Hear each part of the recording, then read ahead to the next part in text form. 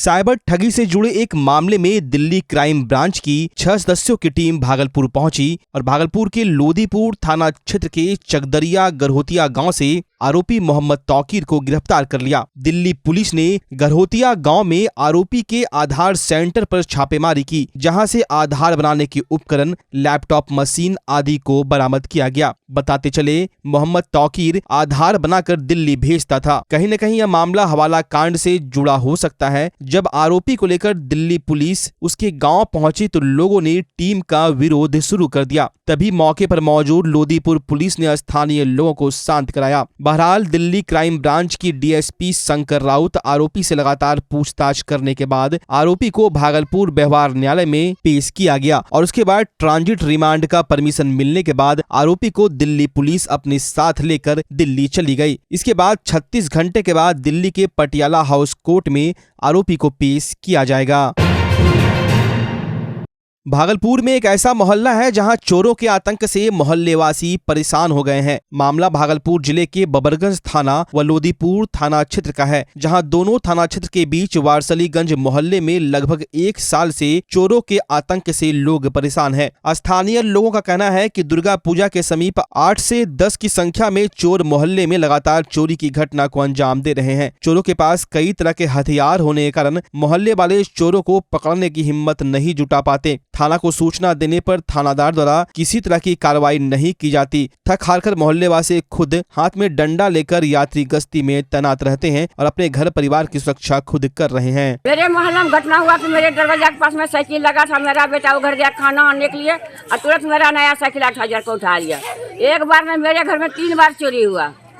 एकदम सारी सामान लेके चला जाता है, टेर नहीं आता है कि कहाँ का आदमी है।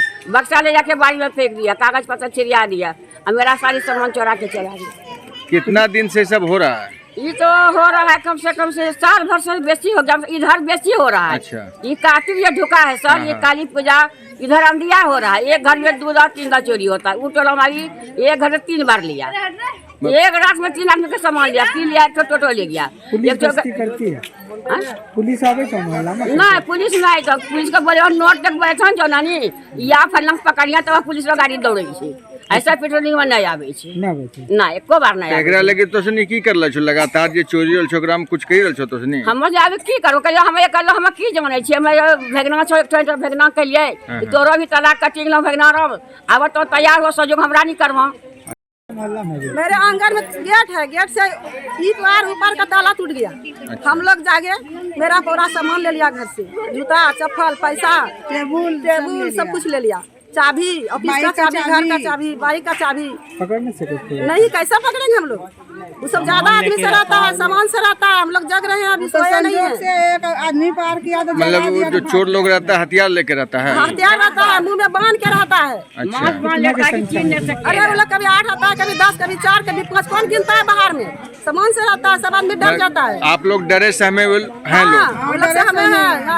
पुलिस से आप लोग क्या चाहते हैं? हम लोग चाहते हैं हम लोग का सुरक्षा करे, निगरानी करे, चोर नहीं आवे। और क्या ये कब से हो रहा है आपके मोहल्ले में? अरे साल भर से हो रहा है सर। इधर मेरे यहाँ सब देखिए होता है गाँव में लगातार। हाँ, लगातार हो रहा है। ये चोरी की घटना पिछले दुर्गा पूजा के पहले से हो रही है हमारे मोहल्ले में और प्रशासन को भी खबर दी जाती है। प्रशासन कभी देखने उलटने तक नहीं आते हैं। हम लोग जब से चोरी की घटना हो रही है 10 लड़का 20 लड़का मिल के पूरे मोहल्ले में घूम रहे हैं, देख रेख कर रहे हैं। चोर लोग हथियार के साथ 15 से 20 की संख्या में आते हैं। बड़ा बड़ा हथियार रहता है उनके पास, राइफल रहता है, चाकू रहता है, हसुआ रहता है, जिससे डर के मारे कोई कुछ बोल नहीं पाता है। क्योंकि हथियार के सामने हम लोग बेबस हो जाते हैं और सभी लोग डरे हुए हैं, पूरे ग्रामीण डरे हुए हैं। किसी को किसी प्रकार की समस्या आती है तो वो शिक्षा के कारण वे लोग डर से थाना नहीं जाते हैं, क्योंकि थाना वाले उनके सुनते नहीं हैं, झाड़ के भगा देते हैं। हमारे पास आते हैं। मैं सोशल मीडिया के द्वारा और समाचार पत्रों के द्वारा प्रकाशित भी करवाता हूं, लेकिन पुलिस प्रशासन कहीं कुछ नहीं सुनाई दे रहा है उन लोगों को। और लगातार घटना हो रही है, चोर आ रहे हैं, लोग देखते हैं उनको, लेकिन कोई कुछ नहीं कर पाता है। आप लोग अपने स्तर से आप क्या कर रहे हैं? हम लोग जाग के राष्ट्रीय गश्ती अपने सामान की सुरक्षा स्वयं कर रहे हैं। पुलिस के भरोसे अब नहीं रहे हैं, क्योंकि वो कुछ सुनेगा ही नहीं, तो हम लोग क्यों रहे उनके भरोसे। कितने घरों में चोरी हुई? अभी तक इधर 4 से 5 घरों में चोरी हो चुकी है और रोज ये घटना जारी है। चोर आते हैं, ढकढकाते हैं केबड़ा धड़काते हैं, नहीं सुनते हैं, पत्थर मारता है, देख लेता है घर से कोई एक्टिविटी नहीं हो रही है तो वो सेंध मार के घर में घुसते हैं, पीछे से घुसते हैं, दरवाज़ा का ताला तोड़ के घुसते हैं। मेरे घर में स्वयं चोरी हुआ है, हमारे जूता चप्पल बहुत सारे सामान गायब हो चुके हैं, परंतु अभी तक कुछ कार्रवाई ही नहीं हुई। मैंने गश्ती के लिए प्रशासन को भी अप्रोच किया, सोशल मीडिया से अप्रोच किया। यदि वो गश्ती होती तो शायद विनय कुमार के यहाँ से जो बाइक चोरी हुई और टोटो की चोरी हो गई, 3 घरों में लगातार चोरी हो गई एक ही दिन में, शायद वो नहीं होती। ये पूरी प्रशासन की लापरवाही है और इससे आम जनता त्रस्त है, प्रशासन मस्त है। धन्यवाद। क्या मांग करना चाहते हैं प्रशासन? मांग यही है कि प्रशासन रात्रि गश्ती करे, चोरों को पकड़े, हम लोग आराम से निश्चिंत से रहे। नाम बताइए आप। मेरा नाम विद्यानंद हुआ, मैं सोशल वर्कर एवं अधिवक्ता सिविल कोर्ट भागलपुर से। बच्चा जब जन्म लेता है तो कई बार बच्चा तुरंत नहीं रोता है, रोने में देर हो जाता है। ऐसे में बच्चा क्षतिग्रस्त हो जाता है और उसके बचने की संभावना कम हो जाती है। और यदि बचा तो भविष्य में उसमें विकलांगता की समस्या आती है, जिसे सीपी कहते हैं, जिसका कोई माकूल इलाज नहीं है और ज़िंदगी भर बच्चा विकलांगता से जूझ सकता है। ऐसे में पूरे संसार में कूलिंग थेरेपी का सहारा लिया जाता है। जन्म से ठीक 6 घंटा के अंदर यदि उसको कूलिंग थेरेपी दिया जाए तो उससे उसका सीपी की समस्या कम होती है और बचने की भी संभावना बढ़ती है।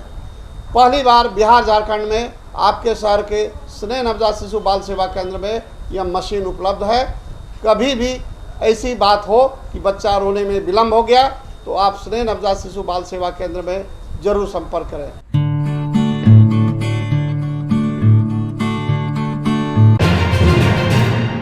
भागलपुर में 10वां रंग महोत्सव के अंतिम दिन रंगराम जन सांस्कृतिक रंगमंच द्वारा सांस्कृतिक शोभा यात्रा रंग जुलूस निकाला गया, जहां सांस्कृतिक शोभा यात्रा में अखिल भारतीय बहुभाषीय लघु नाटक, नुक्कड़ नाटक, लोक नृत्य व रंग जुलूस शोभा यात्रा निकालकर एकता में अनेकता का संदेश दिया गया। वहीं भागलपुर रंग महोत्सव के कार्यक्रम निदेशक कपिल देव रंग ने कहा कि भागलपुर रंग महोत्सव का आज अंतिम दिन है, जहाँ विभिन्न प्रदेशों से आए कलाकारों द्वारा सांस्कृतिक शोभा यात्रा निकाली गई। इस सांस्कृतिक शोभा यात्रा के द्वारा शहर के लोगों को संदेश दिया गया कि भारत विविधताओं का देश है, कई भाषा भाषी के बावजूद हम एक हैं। एकता के संदेश के साथ साथ अपना सांस्कृतिक पहचान है। किसी भी देश की पहचान कला, संस्कृति एवं सभ्यता से होती है। जबकि भागलपुर रंग महोत्सव की रंग जुलूस शोभा यात्रा से भागलपुर शहरवासियों को अपना सांस्कृतिक और परंपरा बनाए रखने का संदेश देती है। वहीं भागलपुर नगर निगम के मेयर डॉक्टर वसुंधरा लाल एवं पूर्व मेयर वीना यादव ने रंग महोत्सव रंग जुलूस शोभा यात्रा को हरी झंडी दिखाकर रवाना किया। इस दौरान मेयर डॉक्टर वसुंधरा लाल ने भागलपुर शहरवासियों को बधाई एवं साधुवाद दिया।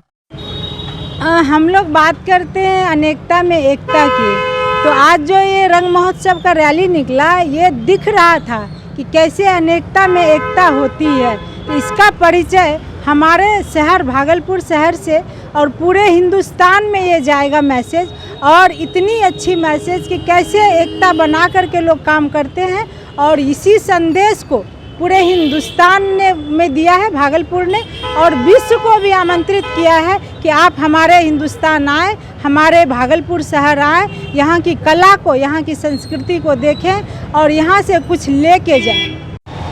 ये झांकी का संदेश ईश्वर ने सबसे पहले तो मानव को विविध रंगों में सजाया है। भागलपुर का ये रंग महोत्सव, ये बहुत ही ऐतिहासिक रंग महोत्सव होता है।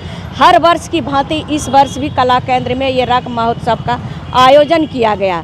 10 राज्य से कलाकार आए और वो कलाकार अपने नाट्य प्रस्तुति की तरफ से हमारे साथ में जो अच्छाई है, जो बुराई है, जो नैतिक है, अनैतिक है, हर चीज़ को परोसने का काम किया। और वो अनेकता में एकता, ये हम लोगों को समझने की बात होती है। और शांति, सद्भाव और सौहार्द का वातावरण लिए हुए आज ये लोग जा रहे हैं।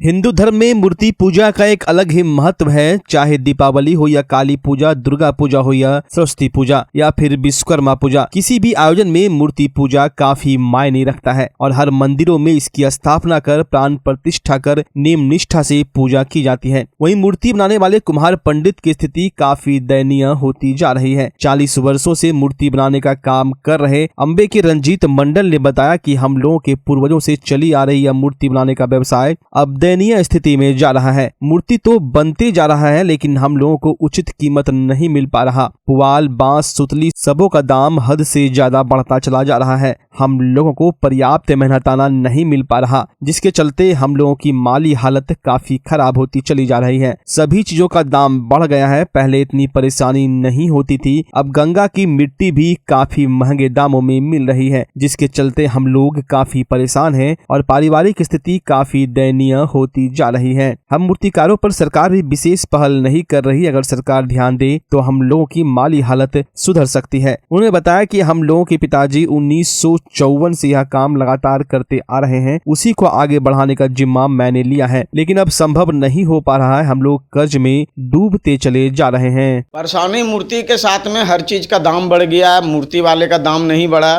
मूर्ति से संबंधित पहले क्या था कि मिट्टी भी हम लोग को मिल जाता था इधर उधर से। अब तो मिट्टी भी खरीद के मंगाना पड़ता है। सब मिट्टी, गंगा जी का मिट्टी 2000-4000 में भी अब नहीं मिलता है। 5000-6000 रुपया टेलर। आपका ये जो है खेत वाला मिट्टी 2000 रुपया टेलर, वो भी बढ़िया मिट्टी नहीं मिलता है। सब नेवारी का दाम बढ़ गया, तख्ता का दाम बढ़ गया, सुतली का दाम बढ़ गया। हर चीज़ पर मतलब जो है ना रंग का दाम बढ़ गया। बार्निश वगैरह जो हम लोग 25 रुपया में ख़रीदते थे उसका 200 रुपया कीमत हो गया। 1000 रुपया किलो का रंग है। और मूर्ति जो है ना बढ़िया मूर्तिकार के लिए जो है ना अब कुछ नहीं रखा है।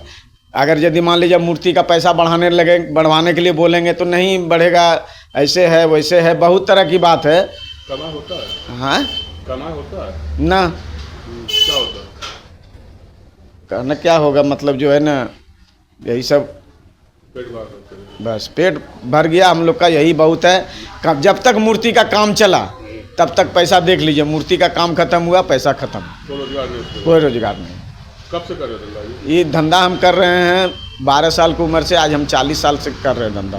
पिताजी करते? हाँ, पिताजी करते थे 1954 से।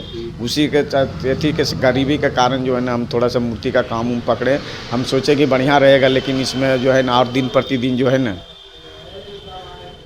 काफ़ी परेशानी हो रही है। हाँ, काफ़ी परेशानी खूब है। रात दिन खटेंगे तब 500 रुपया कमाएंगे। हम लोग से बढ़िया ठेला वाला ये सब जो है ना कि अभी जरा सा स्टेशन अगर 4 बोरा मिट्टी लाने के लिए भेजे, पहुंचाने के लिए बोलेंगे तो बोलेगा 400-500 ले। ऐसा दिक्कत कैसे आ रहा है? दिक्कत सामान का दाम बढ़ते गया। पार्टी अब जो है ना वो नहीं खोजता है कि हमको मूर्ति बढ़िया होना चाहिए। मतलब मूर्ति के लिए कोई भी अगर यदि 2000 रुपया कमों में कोई कैसियो मूर्ति बन जाता है ना। पहले मिट्टी कहाँ से लाते थे? पहले मिट्टी तो बगल उगल से, गंगा जी से, आपका पोखर उखर से मिल जाता था मिट्टी। अब तो कहीं नहीं। अब तो ज़मीन बिक्री होता है तो कोई कोड़ने थोड़ी देगा। काफ़ी समस्या है। हाँ, समस्या मूर्ति के लाइन में बहुत समस्या है। क्या नाम है? रंजीत पंडित, अंबई, भागलपुर। भागलपुर के सुल्तानगंज में जिला पदाधिकारी के निर्देश पर सुल्तानगंज प्रखंड विकास पदाधिकारी निशा राय, थाना अध्यक्ष प्ररंजन के नेतृत्व में सुल्तानगंज बाजार में दीपावली त्योहार को लेकर विस्फोटक पटाखा सामान को लेकर विभिन्न दुकानों में छापेमारी अभियान चलाया गया। इस दौरान मजिस्ट्रेट प्रखंड विकास पदाधिकारी के पदभार पर निशा राय, महिला थाना अध्यक्ष किरण सोनी, एसआई संगम कुमारी, नीरज कुमार ने शहर के विभिन्न पटाखा दुकानों में छापेमारी करते हुए विस्फोटक पटाखा बरामद किया। इस दौरान प्रखंड विकास पदाधिकारी के पदभार पर मजिस्ट्रेट निशा राय ने बताया कि सुल्तानगंज चौक बाजार में पटाखा दुकानदारों के यहां छापेमारी की गई और विस्फोटक पटाखा को बरामद किया गया। ऐसे विस्फोटक पटाखा सामान बेचने वालों पर कड़ी कार्रवाई की जाएगी और बिना लाइसेंस के विस्फोट पटाखा सामान बेचने पर भी कड़ी कार्रवाई की जाएगी। छापे में ये जो भी विस्फोटक पदार्थ हमें मिला उसे सीज किया गया है, यहाँ पे रखा गया है और उसे चेतावनी दी गई है कि अब से ऐसा पदार्थ जो भी विस्फोटक पदार्थ है वो ना रखे, ना बेचे। कितना पकड़ा है? अभी कितना पकड़ा है वो लोग देख रहे हैं, जांच कर रहे हैं। कहाँ कहाँ छापेमारी किया गया? कितने दुकान में? हम लोगों ने 4 दुकानों में जाके छापेमारी की और जिसमें कि एक में मिला, बाकी 3 में तो नहीं मिला। हम लोगों ने काफ़ी, जिनका मिला ऑनर का क्या नाम है? अरुण नाम है। इस तरह का अगर कोई पदार्थ और भी दुकानदार अगर रखते हैं इसके लिए क्या हिदायत दिए? उनके लिए यही हिदायत है कि अगर है तो उसे डिस्पोज कर दें, ना रखें। उसको बेचना बिल्कुल भी इलीगल है। इलीगल और लाइसेंस नहीं है तो बिल्कुल नहीं रखना है, क्योंकि अगर लाइसेंस है आपके पास तो ठीक है, नहीं है तो बिल्कुल नहीं रखना, ना रखना है ना बेचना है। भागलपुर के सुल्तानगंज थाना क्षेत्र के रेफरल अस्पताल के मुख्य गेट के समीप NH 80 के किनारे विगत 3 दिन पूर्व महादलित परिवार की महिला बिजली देवी के यहाँ पुलिस के द्वारा छापेमारी करने पर पुलिस पर ग्रामीणों के द्वारा हमला होने पर पुलिस प्रशासन द्वारा कई ग्रामीणों पर प्राथमिकी दर्ज की गई एवं आरोपित शराब कारोबारी महिलाओं की पिटाई भी की गई थी। जिसके बाद जदयू अनुसूचित जाति के जिला अध्यक्ष महेश दास को सूचना मिली। उन्होंने कार्यकर्ताओं के साथ पीड़ित बिजली देवी महादलित परिवार एवं ग्रामीणों से मुलाकात करते हुए घटना की जानकारी ली। इस दौरान जिला अध्यक्ष महेश दास ने बताया कि पुलिस द्वारा महादलित बिजली देवी की बेरहमी से पिटाई नहीं करनी चाहिए। अगर ऐसी बात थी तो महिला पुलिस बल को साथ में रखकर महादलित महिला को पकड़ना चाहिए था। पुलिस ने बेगुनाह ग्रामीणों पर प्राथमिकी दर्ज की है। साथ ही शराब कारोबारी से अवैध 50,000 रुपए की वसूली की मांग की है। इस बात की जानकारी वरीय पदाधिकारी DSP, SSP, DGP, मुख्यमंत्री तक लिखित आवेदन देकर की जाएगी और कार्रवाई की मांग करेंगे। देखिए, पूरे ग्रामीणों से हमने पूछा तो इन लोगों ने बताया कि ऐसा कोई भी आपत्तिजनक चीज़ उनके घर से बरामद नहीं हुई, लेकिन पुलिस प्रशासन इन लोगों के साथ गलत रवैया, गलत तरीके से अवैध वसूली करने उनके घर आते हैं और कई लोगों से, जैसे कि ग्रामीणों ने बताया कि कई लोगों से पुलिस वाले अवैध वसूली के मामले को लेके आते हैं कि हमको पैसा दो तो चाहे तुम घर में दारू बनाओ या कुछ भी। तो ये तो पुलिस प्रशासन का गलत रवैया है। इसके ऊपर भी कानूनी कार्रवाई होगी, क्योंकि कानून से बड़ा कुछ भी नहीं है। सभी लोग कानून के दायरे में आते हैं, ये संविधान के दायरे में आते हैं। इनसे ऊपर उठ के कोई चाहेगा कि हम कुछ कर लेंगे तो ये असंभव है। और रही बात कि यहाँ अगर इन लोगों ने गलत किया है तो शायद यहाँ CC कैमरा भी लगा हुआ है, उसको खंगाल कर देख लिया जाए। हम पुलिस प्रशासन से, DSP साहब से, SP साहब से, DGP साहब से बात करेंगे। हमने फ़ोन लगाया, इन लोगों ने रिसीव नहीं किया, तो कल हम इसको पुनः फिर से फ़ोन करके और इस केस के बारे में जानकारी लेंगे कि आखिर इस केस का इन्वेस्टिगेशन किस ढंग से किया जा रहा है और कहां तक पहुंचा।